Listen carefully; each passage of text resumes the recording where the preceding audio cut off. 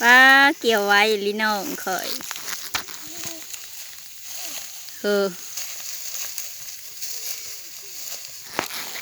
เล่นเขาจ้างวันเท่าไรเล่นวันเท่าไรเขาจ้างจะเกี่ยวเขาอ่ะจะขึ้นมาเกี่ยวที่แม่จ้างจะเท่าไรเราไม่ได้จ้างรู้เนาะ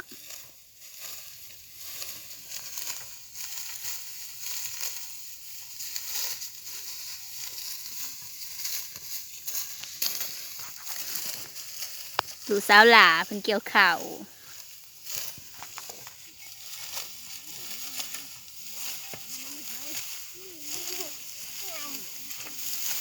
เกี่ยวให้มันเร็วเฮ้ย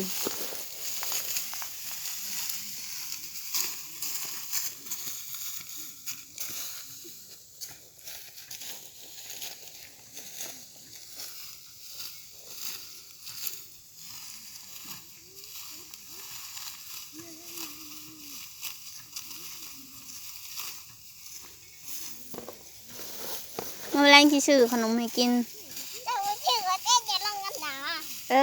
ซื้ออลี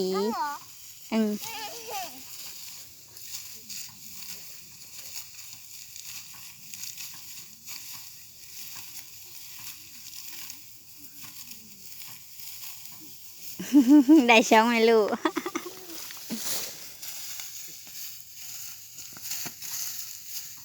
ย้ายได้เฮ้ยปงกันเฮ้ย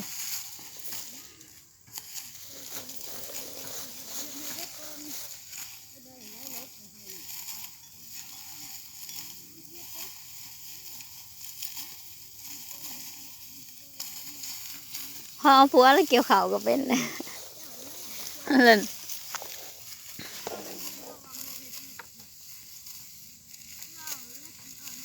เล่นบอกอ่านดูเล่นเกี่ยวไว้เดี๋ยวสิ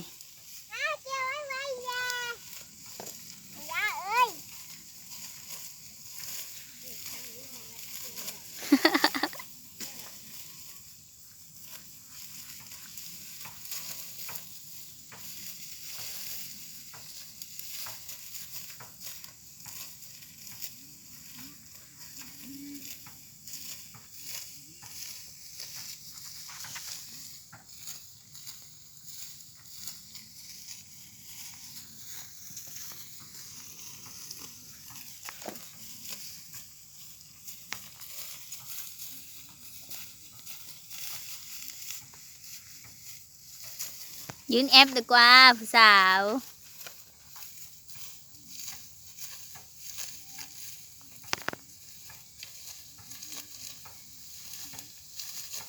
เมื่อแรงสื่อดีโดกินนอนเลยเนาะ